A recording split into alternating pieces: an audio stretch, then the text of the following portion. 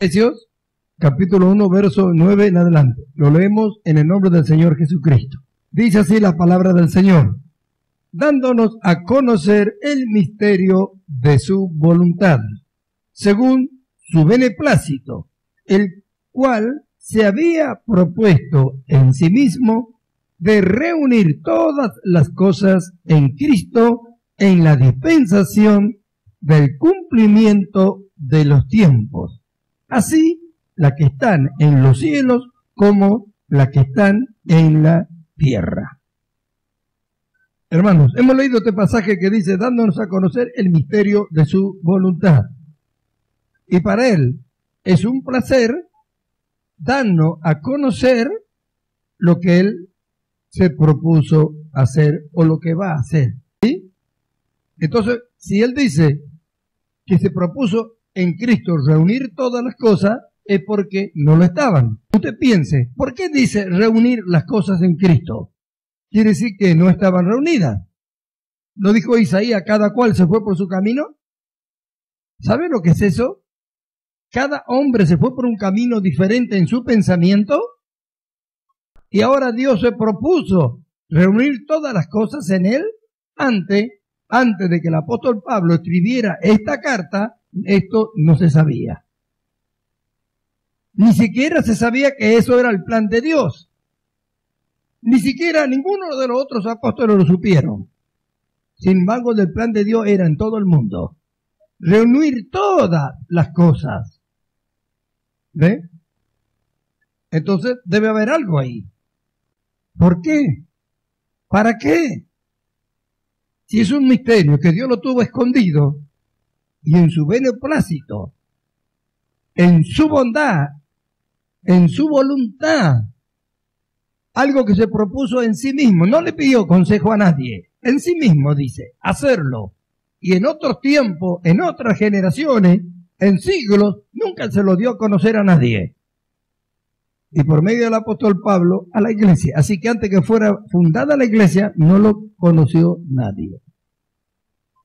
Y aún millones y millones de hermanos que formaron el cuerpo de Cristo desde sus conversiones, no entendieron. Entonces dice el verso 11, en Él asimismo tuvimos herencia, habiendo sido predestinado conforme al propósito del que hace todas las cosas. Y después sigue hablando. Así que la iglesia, lo que formamos la iglesia, el cuerpo de Cristo, fuimos predestinados para manifestar esto que estuvo escondido a través del tiempo y las edades. Vamos a ver una definición. Beneplácito, buena voluntad, dice, implica un propósito lleno de gracia. Estamos hablando de este pasaje y de lo que esto significa y de lo que significa el beneplácito de Dios. ¿No? Implica un propósito, es decir, que Dios tenía un propósito que es el que nos dio a conocer, y este propósito está lleno de gracia. Es decir, que al hacerlo Dios y a darlo a conocer, muestra la buena disposición que Él tiene para llevar adelante lo que ya resolvió antes de la fundación del mundo que se haga. No podemos hacer otra cosa que adorarlo. Que ser agradecido y adorarlo. Un propósito lleno de gracia, algo que le ha placido a Él primero, después le ha placido darnos a conocer, se propuso en sí mismo, ¿quién puede hacer que no lo haga? Y encima lleno de gracia para que lo reciben, para que lo oyen, lo crean y lo lleven a cabo. Así que si esto no nos lleva a gozarnos, no sé qué es lo que puede hacerlo.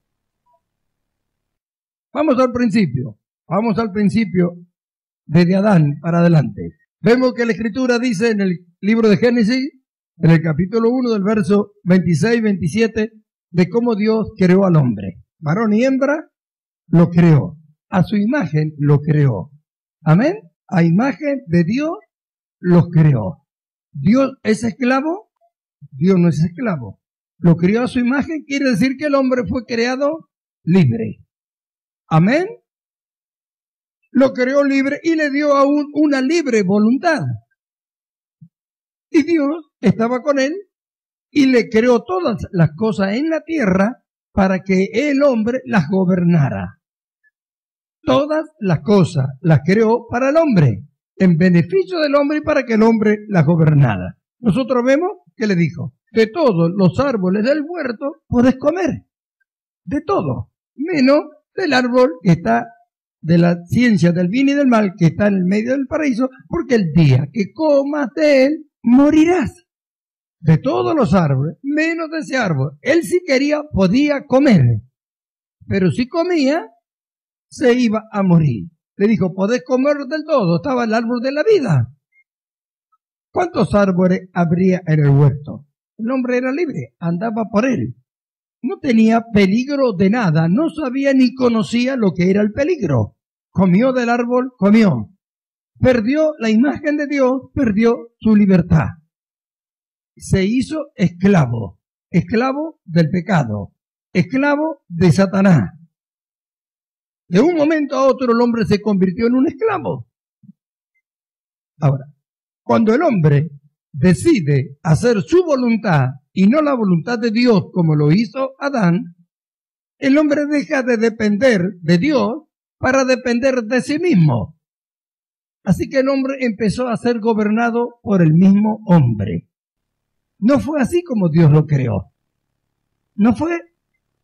Dios no creó al hombre para que se gobernaran ellos, sino para que gobernara todo lo que Él creó para Él, para que el hombre fuera perfecto en unidad, para que tuvieran comunión los unos con los otros, para que disfrutaran de todas las cosas que Dios ha creado. No tenía ninguna necesidad el hombre de ser un esclavo de otro hombre ni de gobernar a otro hombre, pero haber decidido por sí mismo separarse de Dios y no querer la conducción, el gobierno de Dios, prefirió tener el gobierno de sí mismo, y en sí mismo, uno con el otro, llegó a ser uno más poderoso que el otro, y el más poderoso empezó a ser esclavo al que tenía bajo su pie. Y así se fue extendiendo. Nosotros vemos que la Escritura no habla de una ley, ni siquiera de un rey en los días de Noé. No sabemos cómo habrá sido, pero sí vemos a dónde llegó el corazón, el designio, el pensamiento de cada hombre. Los hombres continuaron en la misma, no se volvieron a Dios, a pesar de todo lo que pasó, porque conocimiento tenían, porque Noé fue el que entró en el arca y él fue el que salió del arca, y fue el que, por medio de sus hijos, todos los que poblaron, así que los hijos, Can, Sem, Jafet, todos habían estado en el arca, así que tienen que haber hablado a la gente lo que había sucedido con los primeros. Sin embargo, el corazón del hombre continuó siendo el mismo. Dios le confundió la lengua en Babel, y de ahí se separaron y se fueron cada uno por su lugar. Amén. Pero que no es de eso de lo que queremos hablar. Sí queremos hablar de lo que es la esclavitud, porque debemos entender porque nosotros vamos a ir a la libertad perfecta del Señor. Y debemos tener en claro las cosas, debemos ver cómo es el hombre, porque todavía estamos dentro de esta caja en este hombre. Y los cristianos, el 90% de la dirección de su vida es a través del viejo hombre, y multitudes no lo quieren soltar. Después vemos cómo Dios escogió a Abraham, amén, lo sacó de su parentela, lo llevó a una tierra, lo separó del resto del mundo para formar un pueblo para él. Vemos como de Abraham nace Isaac, de Isaac nace Jacob, y de Jacob nace una nación. Ellos eran libres, no eran esclavos. Pero vinieron a Egipto, y allí lo hicieron esclavo. Amén. Tenemos que ir entendiendo estas cosas y mirándolas claramente, porque tiene que ver todo con nosotros. Y Cristo es el centro de todo, para atrás y para adelante, y nosotros somos su cuerpo también. Y todo lo que nosotros hemos de ser tiene que ver con lo que pasó y con lo que va a suceder. Entonces vemos, forman una nación, se convierten en esclavos, Dios lo saca por mano de Moisés y lo lleva y lo establece en una tierra. Se la da, sabemos la historia, lo que costó las guerras y todo hasta apoderarse de esa nación. Entonces, Dios quería ser el rey de su pueblo. Su pueblo no era esclavo. El pueblo de Dios no puede ser un esclavo. Pero ¿qué pasa?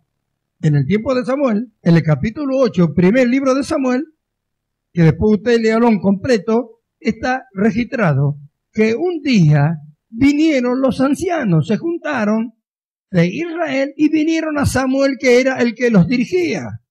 ¿Qué es lo que le dijeron? Queremos que nos constituya un rey, como el resto de las naciones. ¿Qué querían? Un rey. ¿Quién lo estaba gobernando? Dios. ¿Quién era su rey? Dios. Pero ellos no querían un rey como Dios, sino un rey como el resto de las naciones.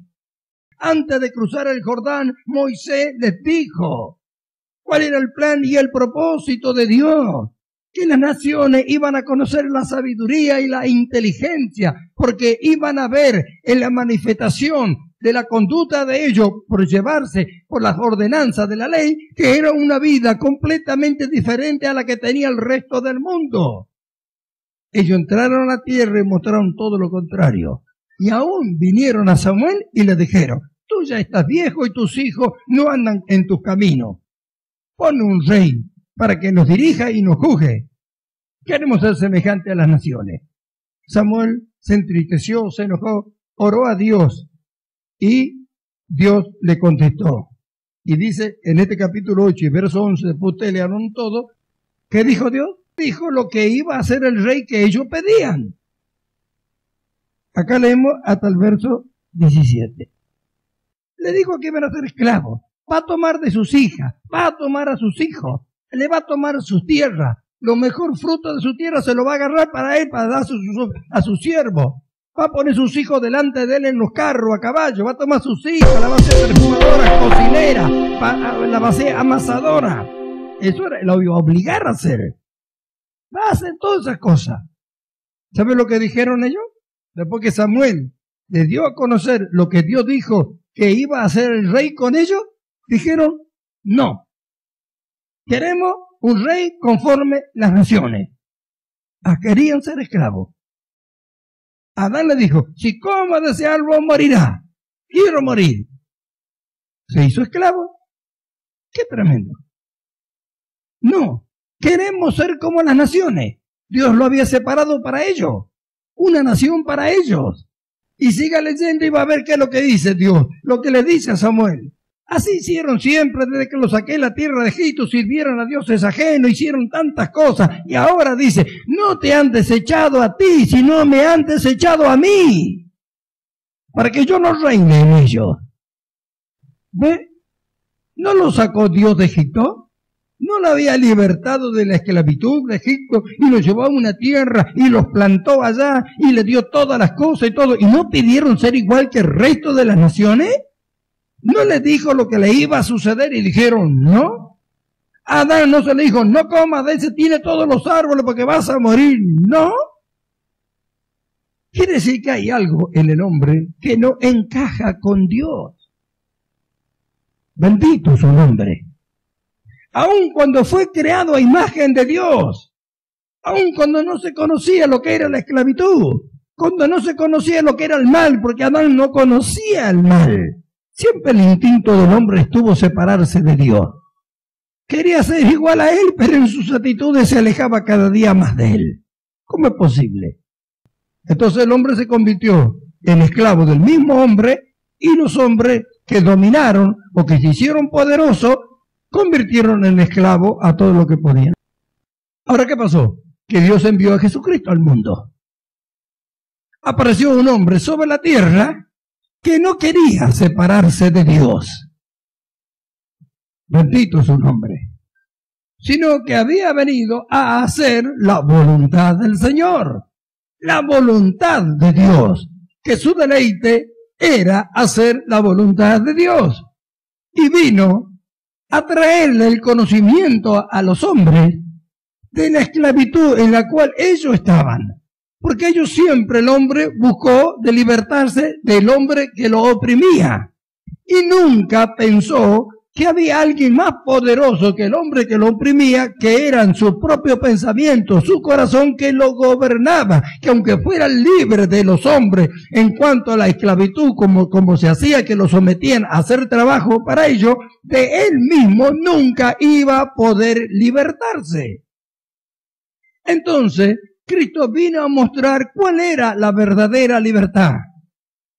Que no era la verdadera libertad que un siervo quedara libre de su amo, sino que el hombre quedara libre de su amo interior, que por la fe en él podía morir y nacer de nuevo a un nuevo hombre, y a un hombre que nunca jamás fue esclavo y que nunca jamás puede llegar a serlo. Dios había hecho nacer un hombre que nunca había sido esclavo, que no se sometió a nada del sistema de este mundo, a nada, que venció al diablo, que la venció a la muerte, y a todo lo que en él creen le dio el poder para ser igual a él, a pesar de estar en esta carne y de estar en el sistema de este mundo. El hombre sería libre de lo que el hombre no podía hacerlo, de sí mismo, libre en su conducta. Ahora podía tener la voluntad del Señor por medio del Espíritu de Dios gobernando su vida. Y el hombre que es gobernado por Dios es un hombre libre. Por eso Pablo dijo a nosotros, está firme en la libertad con que Cristo nos hizo libre. Ahora miramos, ¿por qué el hombre sigue queriendo ser esclavo? Los que están en Cristo, los que han nacido de nuevo, no son esclavos de nada. Pero estamos en esta misma naturaleza carnal. Estamos aquí. Amén. Pero no somos el que éramos para Dios. Sin embargo, vemos a alguien que nos quiere seguir esclavizando, que quiere que sigamos haciendo lo mismo que antes, porque el hombre viejo es esclavo. No conoce lo que es la libertad ni la podrá conocer jamás. El único hombre libre es el que salió de Dios, Cristo Jesús, y los que son engendrados por él. Por eso la Escritura dice que fuimos creados en Cristo. Así que el único hombre libre que existe es el que está en Cristo. El que está en Cristo nunca más puede llegar a ser esclavo de ninguna cosa. La única esclavitud que él puede llegar a ser esclavo de algo es que voluntariamente se haga esclavo del Señor. Al servirle a él, por lo que él es y por lo que hizo con él. Pero no lo obliga a Dios a ser un esclavo. Los que están con él son libres. Jesús mismo, siervo de Dios. Pablo dijo, siervo de Dios. Y todos deberíamos decir siervos de Dios. Siervo significa que le servimos. Pero no porque Él nos obliga, sino porque es lo único que a nosotros verdaderamente nos hace libre. Por eso vemos que en las congregaciones dicen, ahí te prohíben de todo. Te prohíben de todo, que nadie prohíbe nada. El hombre es esclavo de su deseo, de su concupiscencia, del sistema del mundo, de su pensamiento. Es esclavo del deseo y el sentir de su carne, y es esclavo aún de Satanás. Y no hay forma que por sí solo se libere de esto. Sin embargo, en Cristo Jesús, por la fe, el hombre muere y nace de nuevo para Dios. Pero nosotros nos encontramos con que estamos en esta carne, y es de lo cual hablamos, y todos conocemos y sabemos que está el sentir de la carne y el sentir del Espíritu, de la vida que Dios nos ha dado en el Espíritu. Nuestro peor enemigo ahora es el deseo de la carne, es la carne, su sentir, no el cuerpo, el sentir de la carne, que no hay forma de que se someta a la voluntad de Dios.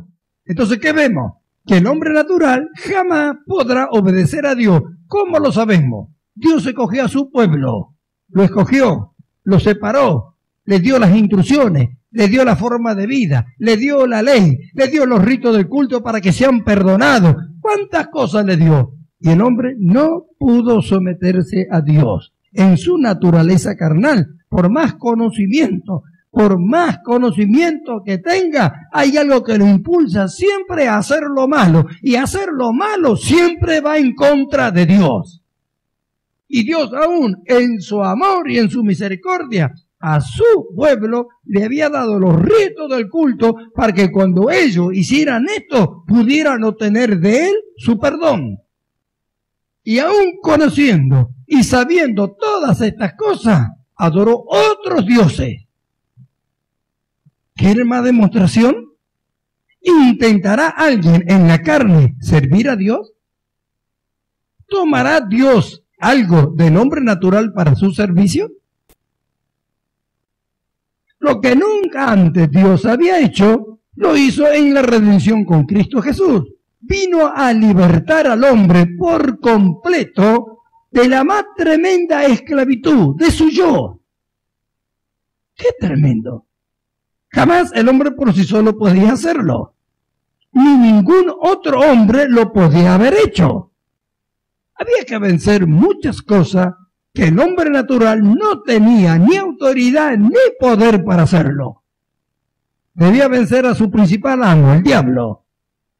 Debía vencer a la muerte, que por causa del pecado lo tenía esclavizado, atemorizado, sabiendo que le esperaba. ¿Cómo haría el hombre para vencer su muerte? Si la muerte lo estaba esperando a causa de su pecado.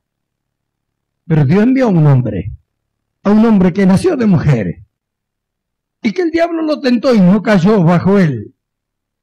Y por causa de morir sin pecado, venció también a la muerte. Y a causa de que es un hombre que nunca pecó, lo venció al diablo y venció a toda su hueste, en realidad venció al mal. Y también venció a la muerte porque al no haber pecado, él tuvo que morir, pero no murió por su pecado, sino que murió por los pecadores. Entonces no fue la muerte la que dijo, te suelto Jesús, justos o no, sino dice, Dios lo levantó de los muertos. La muerte nunca lo hubiera soltado, pero Dios lo levantó y se paró frente a ella. ¿Qué habrá dicho la muerte? Y venció la muerte. ¿Amén? ¿Lo sabemos eso nosotros? Amén. ¿Lo creemos?